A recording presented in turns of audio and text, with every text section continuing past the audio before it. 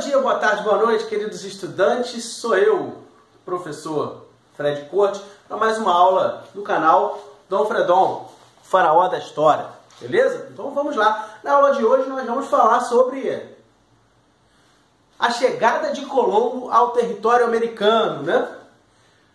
Terra à vista, dizem que Colombo falou ao avistar o território americano.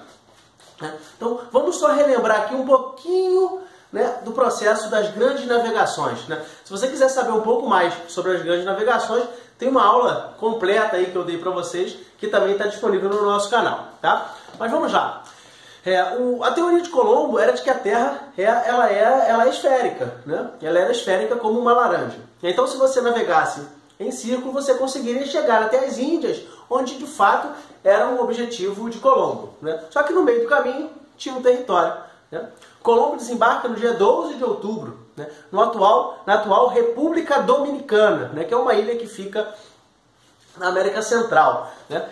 Chegando nesse território, né, Colombo e os navegadores espanhóis acreditavam ter chegado a uma parte pouco povoada das Índias, né? Por isso, vão se referir aos habitantes desse local como índios, né? Ai, que burro, dá zero para ele. E é justamente sobre isso o que eu vou falar com vocês hoje, né? Sobre o erro dos europeus ao chamarem os nativos americanos de índios, né? Então, o primeiro erro é esse aí, ó. Não são índios porque aqui não era Índia, porra.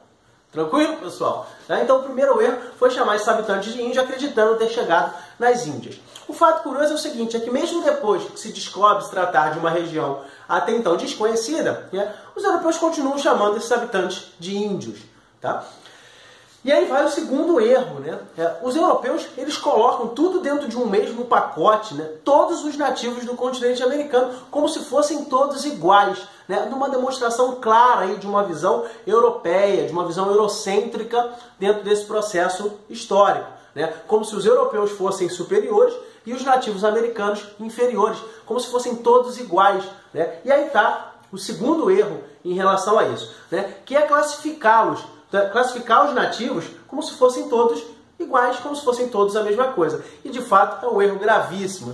E a gente não pode comparar uma civilização asteca, uma civilização inca, né? Por exemplo, assim, em termos de estágio de desenvolvimento civilizatório europeu, muito avançado, né? Algumas cidades astecas reuniam uma concentração populacional maior do que grandes cidades europeias, por exemplo, né? Entretanto, os europeus classificaram, né, tanto os astecas e os incas, né, como índios, né, da mesma maneira como algumas tribos, né, nativas que viviam no território brasileiro, que tinham um nível de organização, né, muito simples comparado ao europeu, né? Então, vai esse segundo erro. Primeiro, porque eles não estavam nas Índias. E segundo, porque eles fizeram essa generalização, né? Eles colocaram todos os habitantes da América no mesmo grande pacote, como se fossem todos iguais.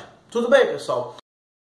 A aula de hoje é um pouquinho curtinha, né? E vai essa dica aí do porquê que os europeus se equivocaram, né, ao chamar os nativos americanos de índios. Para a gente finalizar a aula de hoje, né, vai a leitura de um poema para vocês aí. E o poema de hoje que eu vou ler para vocês é um poema do Oswald de Andrade, né, intitulado Erro de Português. Vamos lá, prestem bastante atenção, hein? Quando o português chegou, debaixo de uma bruta chuva, vestiu o índio, que pena. Fosse uma manhã de sol, o índio tinha despido o português.